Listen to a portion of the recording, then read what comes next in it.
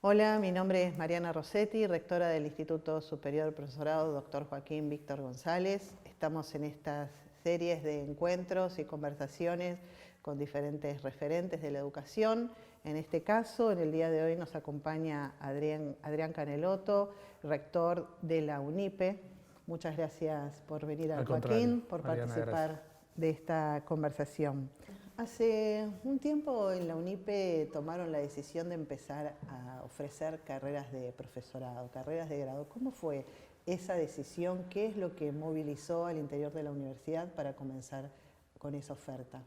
Ahí hay dos cosas. La primera, que las universidades necesitan formación de grado para poder formar los cuadros académicos, poder tener los proyectos de investigación con estudiantes que luego lo continúen y se incorporen a esos equipos, y esa es como una necesidad interna de las universidades en general, ¿no? Y en particular de esta, que había empezado siendo exclusivamente de posgrado y que tenía o iba a tener el problema de cómo, digámoslo, una metáfora genética, reproducir esos cuadros académicos, ¿no? Esa fue la primera cuestión.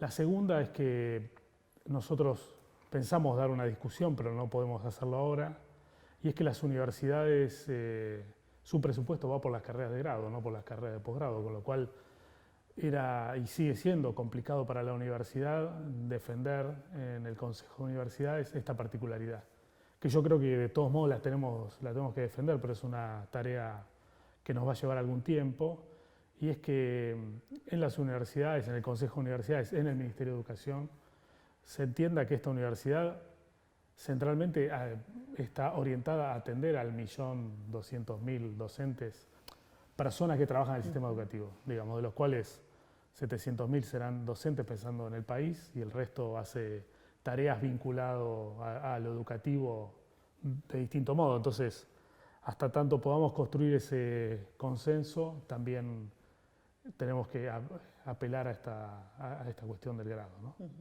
¿Y hicieron algún tipo de indagación sobre las carreras que existían, los Hicimos profesorados, o alguna fue algo? indagación, no, hicimos una indagación. eh, Ahora se van a abrir los de matemáticas, física y ciencia de la computación, ¿Cuáles son los que tienen ahora? ¿Qué carreras historia y ofrecen? letras. Historia y letras. Y tenemos inicial y primaria. Ujú. Y yo creo que ese es el abanico, no creo que más que eso por ahora. Ajá. Lo que vamos a seguramente hacer es modificar la localización de la oferta. Por ejemplo, inicial y primaria hoy se está dando en Derqui, va a continuar ahí, en Pilar, digamos. La idea es que la universidad consolide una sede en Pilar y inicial y primaria continúe allí.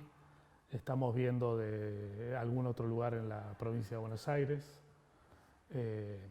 Y lo mismo va a pasar con historia y letras, van a ir consolidándose en función de que se consoliden las sedes. Hay una resolución interna del Consejo Superior que dice que la universidad está obligada a replicar sus carreras de grado año a año en las sedes, no en las extensiones áulicas. Ajá. Con lo cual, eso, en la medida que se consolide un poco la sede, nosotros podremos ir también consolidando esa oferta, pensando incluso en alguna sede en el interior del país. Ajá. Con lo cual, hoy puede haber algún choque, pero la idea es que lo emprolijemos eso y que en el futuro podamos ofrecer donde no existe una oferta, ¿no? Claro. Bien. La apertura un poco de estas carreras y en parte también la expansión de la UNIPE, ¿vos considerás que coincide con lo que fue la impronta de la Ley Federal de Educación, la Ley de Educación Superior? Entendiendo la impronta en lo que es, ¿no?, el marco de lo que fue la transformación educativa. Yo creo que lo de la UNIPE como universidad es una universidad que tiene sus complicaciones para ser entendida, digamos, en el marco del sistema universitario. De hecho, cuando empezamos a trabajar la transferencia a la esfera nacional, la mayoría nos decía, bueno, pero ustedes no son una universidad, son un instituto, en el sentido que todos imaginaban que era como una gran facultad de ciencia de la educación. Entonces, hubo que hacer algunas explicaciones ahí del orden de que, bueno, es una universidad que repone las disciplinas y su enseñanza, en donde la educación es un problema, la pedagogía lo es en otro sentido y donde confluyen todas las ciencias. Digo esto para señalar que en algún sentido podría decirse que es una anomalía, que no estaba esperada. El gobierno, de hecho, había apostado inicialmente al Infod como una estrategia no universitaria.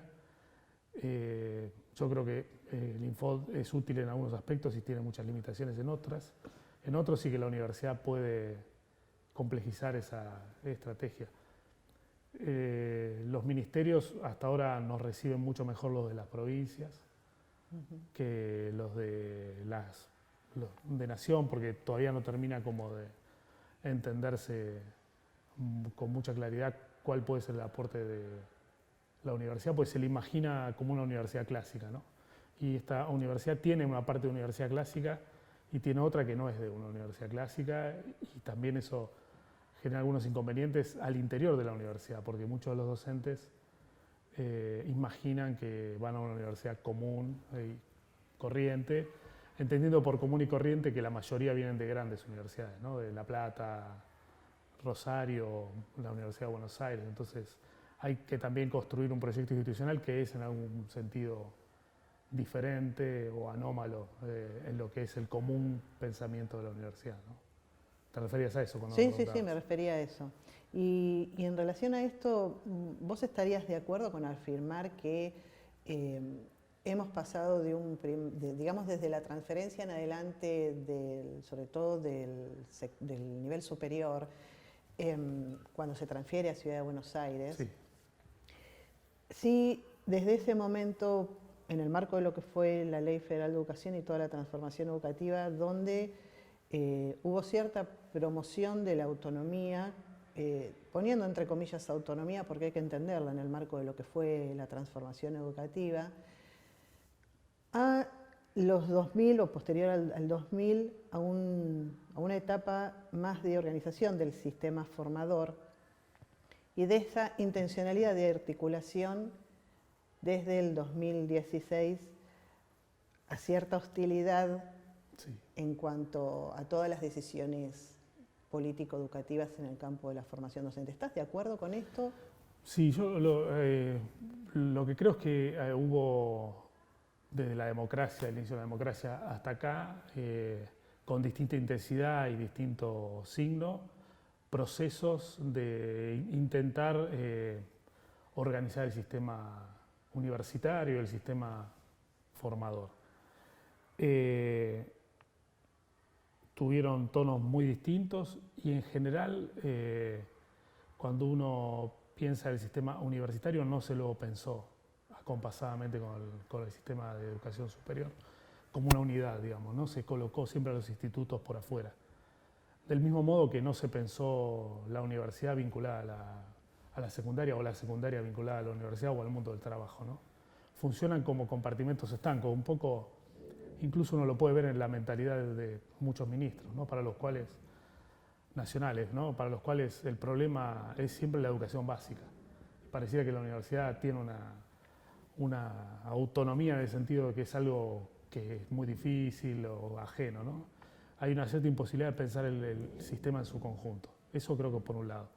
Por otro lado, creo que hubo una hostilidad claramente en los últimos años y creo que hay una cierta necesidad de volver a pensar cómo se articula el sistema formador docente, incluyendo a las universidades en ese sistema.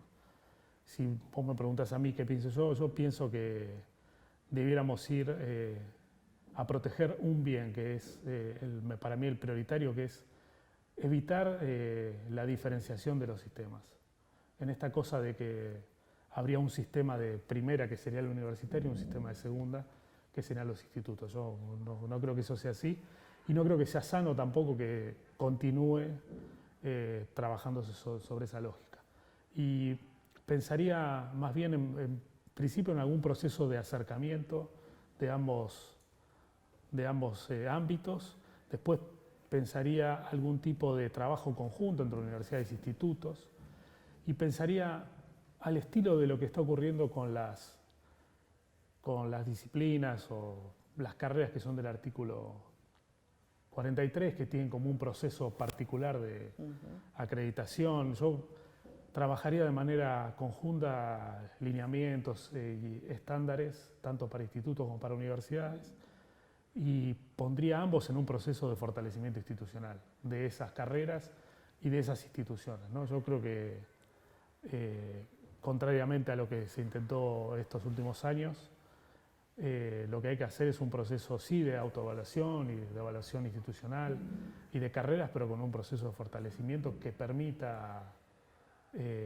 buscar lo que las universidades y los institutos no tienen, tratar de fortalecerlos desde cosas tan básicas como una biblioteca o las instalaciones, pasando por la formación de sus cuadros técnicos y académicos, a pensar sinergias con los institutos y las universidades, por ejemplo, titulaciones conjuntas, formación continua de manera conjunta, ¿no? Que me parece que hay ahí material académico, por un lado, experiencia, cercanía a la realidad escolar y penetración territorial que no siempre se da y que las universidades no siempre pueden ofrecer.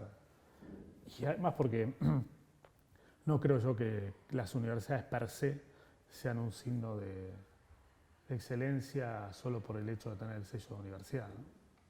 Eso es justamente una de las cosas que hablábamos en este ciclo de conversaciones con Adriana Puigros, que llegábamos un poco en la conversación a la conclusión que al final esta situación y la famosa UNICABA terminó uniendo a la universidad con los institutos de formación docente y quizás es el momento histórico para saldar esas diferencias que venimos arrastrando hace un tiempo. Yo creo que hace falta un proceso político de conducción que permita ese acercamiento y, si querés, un proceso técnico que haga efectivo esta evaluación de las carreras, evaluación de las instituciones, pero como una cosa, con los profesorados como un tema, ¿no? Como un tema que va más allá de si es universitario o instituto de formación docente, porque así como las carreras que son de interés público, no está la educación, que debiera estarlo, digo, lo que nosotros tenemos entre manos en relación con la formación de los docentes pone en juego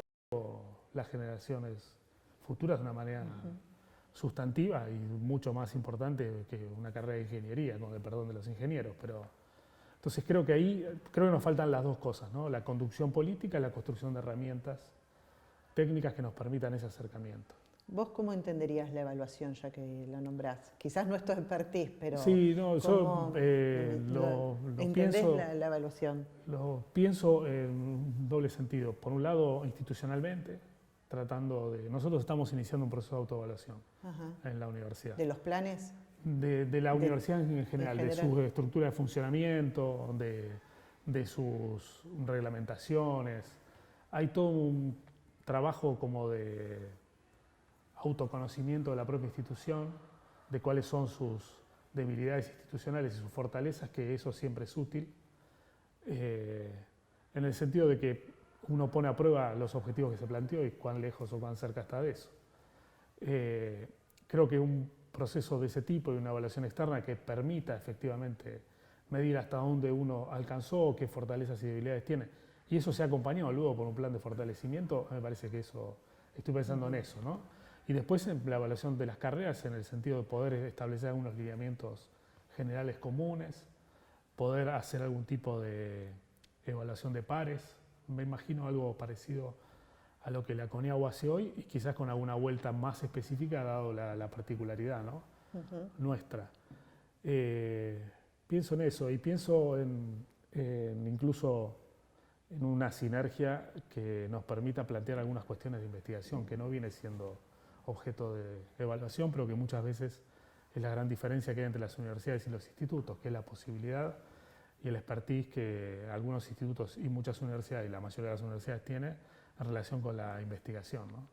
Bueno, el Infoda antes promovía la investigación, claro, y desde el 2016 se han cortado. Sí, a mí me parece que eso es un punto central, ¿no? Porque cuando uno mira el sistema educativo en general, tenés como dos extremos, considerando que la reforma de la universidad moderna, el gran invento es la unidad de la investigación y la docencia, y eso es lo que saca, digamos, a la universidad de la oscuridad medieval y la transforma. Creo que esa unidad, docencia e investigación, sigue siendo muy potente. Cuando vos ves el sistema, eso está básicamente dado en la universidad. Tenés hacia atrás los institutos que enseñan pero no investigan, y hacia adelante el CONICET que investiga pero no enseña. Entonces, me parece que preservar esa unidad es un elemento, a mi manera de ver, revolucionario, aunque ya no lo sería, digamos, pero aunque es extemporáneo, pero sería revolucionario en el sentido de poder, primero, potenciar la investigación pedagógica que en la Argentina hace falta, generar en los docentes de los institutos condiciones para su propia reproducción académica y poner en valor la investigación, no solo la disciplinar, sino la pedagógica, que, insisto, en la Argentina es poca y la escuela termina por no valorarla, ¿no? Lo cual nos llevaría también a pensar si los docentes de la educación básica tienen que seguir siendo lo que son, personas que están todo el tiempo frente a estudiantes, y no debiéramos pensar en docentes que tuvieran una parte de su dedicación destinada a la investigación, a la producción de materiales, a la construcción de objetos pedagógicos, lo que fuera, que construyera como otro recorrido, ¿no? Y que habilitara este tipo de funciones, incluso hasta un ida y vuelta en procesos de investigación con los institutos, con las universidades. ¿Cuál es el perfil de docente que forma la UNIPE? ¿Cómo lo definirías? Y teniendo, déjame que te doble un poquito la pregunta, haciendo dos preguntas en uno, vinculadas. En este debate sobre la presencia del campo de lo pedagógico o formación general y lo disciplinar, es decir, ¿cómo resuelven esa cuestión que hoy está en debate? Sí, nosotros formamos, te diría, dos tipos de docentes. Uno, como una suerte de renovación de la formación de los que ya están ejerciendo, ¿no? Que a través de lo que se llama los ciclos de complementación curricular y las especializaciones nos abocamos a los que ya están enseñando y tienen promedio como mínimo 10 años de antigüedad, ¿no? Ahí nos tratamos de transformar a esos docentes trabajando mucho lo que ocurre en el aula. O sea, una formación muy orientada a lo que ocurre en el aula y hacerlo desde los contenidos a enseñar, las estrategias y también todo lo que tiene que ver con la metodología de trabajo de clases. Y después la formación de grado, en nuestro caso, está articulada en torno a tres campos: el de la formación pedagógica, disciplinar y una formación general, que llamamos formación general a una serie de tareas orientadas a la lectura compleja y a la escritura, a través de un recorrido de una serie de, básicamente, textos del pensamiento occidental, ¿no? Pero en lo que es la formación disciplinar y pedagógica siempre hay un problema ahí, ¿no? Dependiendo mucho del desarrollo de la didáctica específica, que es bastante variado según los campos, pero en aquellos donde hay más tradición es más sencillo hacer el acompasamiento, y tratamos desde lo pedagógico tratar de poner tres focos. Uno, que se comprenda el rol del docente en un marco institucional, entendido por institucional no solo la escuela, sino el sistema educativo. El carácter colectivo del trabajo docente como segundo elemento. Y como tercer elemento, todo lo que tiene que ver con el ejercicio y la práctica docente, y está dentro de ese campo todo lo específico de la práctica que ocurre desde los primeros años y hasta el final, ¿no? En algunos casos ese vínculo con la disciplina es más natural. Por ejemplo, esperamos que así lo sea con los profesores de matemática y con el de física, que hay un mayor trabajo de los equipos de enseñanza de la matemática y de física. Es más difícil en algunas áreas como la historia, que son un poco más reacios a al desarrollo de la didáctica disciplinar y más sencillo en el caso de la lengua, ¿no? O de las letras, del profesorado de letras.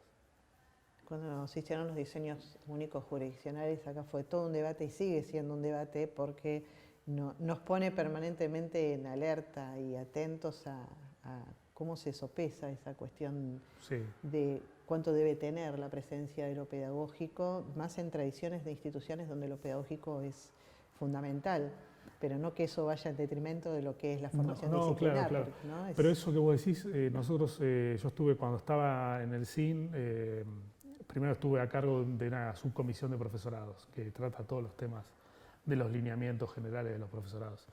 Me acuerdo que eran consultas permanentes a ANFE, que es la Asociación de los Decanos de Ciencias Humanas y de Ciencias Sociales, y vos ahí veías los cortes y las tradiciones.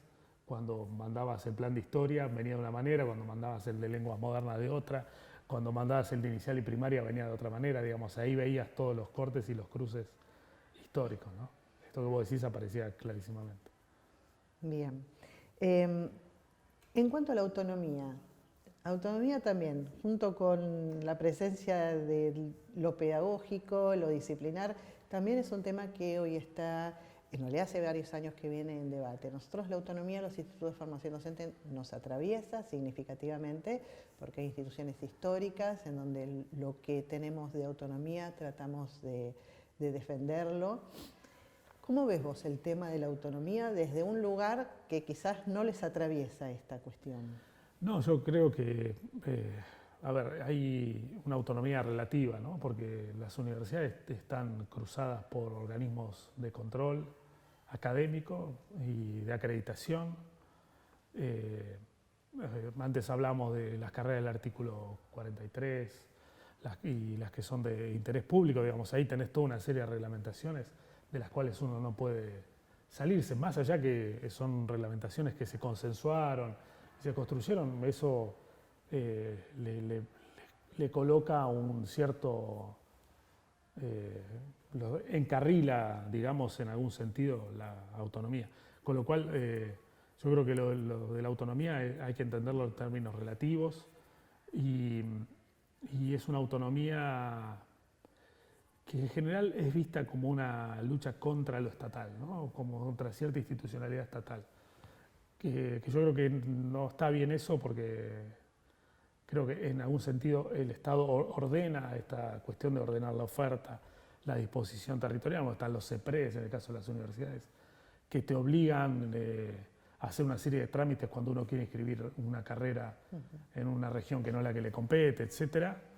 Lo conozco bien porque nosotros estamos en ese tema ahora, pero quiero decir, hay una serie de reglamentaciones que hacen que esa autonomía sea relativa y no me parece que esté mal siempre y cuando sea producto de una discusión y de una serie de consensos que hay que construir. Lo que implica también una cierta maduración, ¿no? En el sentido que la Argentina ha dejado atrás épocas mucho más complicadas como la dictadura militar, donde la autonomía efectivamente no solo estaba totalmente vulnerada, sino que era necesario reivindicarla porque uno tenía ese fantasma pegado muy de cerca.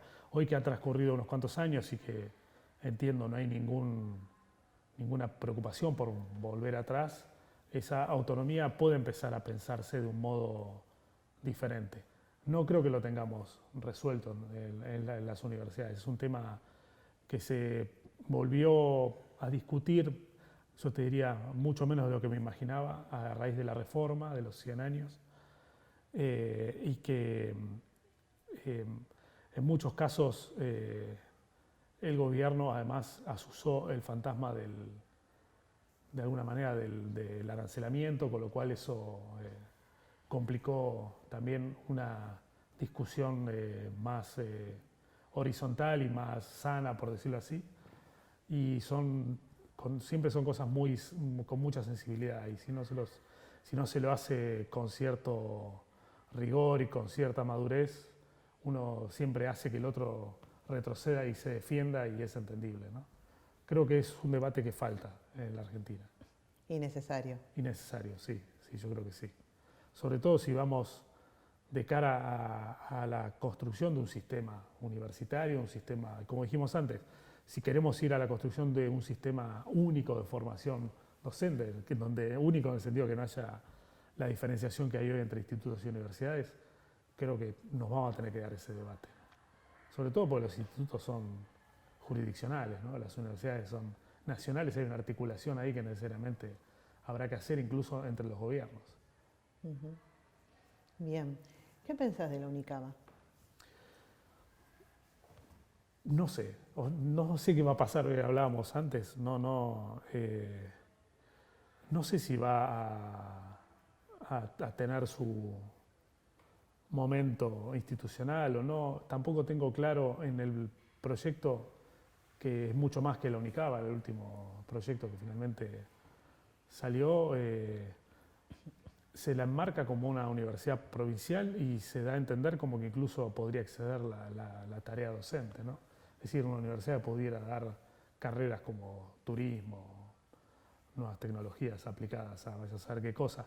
Pero quiero decir, ahí hay una cierta nebulosa que no sé efectivamente si es una universidad provincial más, como las que hay. Pienso en la Universidad de Salta o la Universidad de Córdoba, hablo de las provinciales, ¿no? O mismo la Universidad Autónoma de Entre Ríos, que es una universidad provincial también, que en su momento absorbió los institutos, incluso institutos de la policía, etcétera, y son procesos institucionales muy complejos, porque no es sencillo, que me parece que es lo que intentaron en una primera instancia, suponer que la sola creación de una institucionalidad sirve para absorber la historia, la realidad y la construcción que se hizo en otras instituciones. Yo, si vos me decís, sería partidario de un proyecto como el de la Universidad Pedagógica, que por otra parte ya existe y que sería redundante con la UNICABA, y trabajaría en lo que hablamos al principio, en un modo de construcción del sistema formador docente más equilibrado y de manera más conjunta, ¿no? Yo pondría el acento y los recursos en eso. Bien. Pero no soy yo el que define este caso. Y para terminar, mientras se aprobaba o se trabajaba en el proyecto de ley de la UNICABA, se iban sacando resoluciones y acuerdos en el Consejo Federal que tienden a modificar significativamente lo curricular. ¿Estás informado de esto? ¿Sabés qué opinás? Mirá, que tiende a anular lo disciplinar, que es un poco lo que hablábamos antes, ¿no? Yo en eso, honestamente, no creo. Sí, hay una... A ver, hay una idea... Yo creo que se unen dos cosas ahí. Por un lado, yo no puedo pensar la conformación de áreas o incluso la conformación de espacios transdisciplinares o interdisciplinares sin pasar por la disciplina. No me imagino a alguien intentando hacer un tipo de recorte así sin haber pasado por una disciplina, porque cuando uno pasa por una disciplina no solo se para en un lugar para mirar las cosas, sino que aprende un vocabulario, un modo de construcción de los objetos de conocimiento, un modo de validación de esos objetos. Eso no implica que uno desde allí pueda construir interdisciplinariamente, por supuesto que sí, pero lo hace desde esa disciplina, incluso desde ese recorte, ¿no? Entonces, para mí, el trabajo en áreas es deseable, pero no es en reemplazo de las disciplinas, ¿no? Lo mismo es una situación análoga a la que uno puede ver con los docentes de primaria, ¿no? Cuando los docentes empiezan a moverse y a trabajar cuestiones de ciencias sociales, de naturales, uno los ve en general mucho más endebles y mucho más complicados porque empiezan a reproducir patrones estandarizados, no saben cómo mediar con los contenidos, tienen muchas menos herramientas porque en general, y nosotros lo hemos comprobado en la pedagógica, todos tienen su corazón o en las matemáticas o en la alfabetización. Entonces, cuando uno los mueve, no tienen las herramientas. En cambio, creo que hay que promover las áreas y la interdisciplina, pero hacerlo de la disciplina. No imagino otro camino. Creo que es bastante parecido a una decisión que suele hacerse, que yo tampoco creo que sea así, que creo que es falsa, entre saber y saber hacer, ¿no? En donde parece volcarse todo del lado del saber hacer, como si para saber hacer no hiciera falta conceptos y para mejorar ese saber hacer no hiciera falta conceptos, hablando de la práctica docente incluso, ¿no? Entonces hay una revalorización, una falsa revalorización del saber hacer, porque va muy pegado a esta lógica del emprender, de la gestión, ¿no? Y en desmedro del conocimiento y a favor de los usuarios y no de la construcción de ciudadanos o de gente que va a manipular los conocimientos y los saberes, ¿no? Bien, bueno, muy bien. Muchas gracias, Al contrario. Adrián.